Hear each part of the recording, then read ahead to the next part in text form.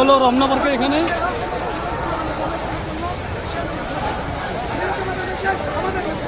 ধন্যবাদ শিল্পীদেরকে। ওরা চায় আল্লাহর নূরকে পুরস্কারে রেখে দিতে। ওরা আল্লাহর নূরকে ইনশাআল্লাহ ওরা যতই আমাদেরকে এগিয়ে যেতে চাবে তার চেয়ে শতগুণ থেকে কমিশন ইসলামী আন্দোলন সামনের দিকে এগিয়ে যাবে ইনশাআল্লাহ।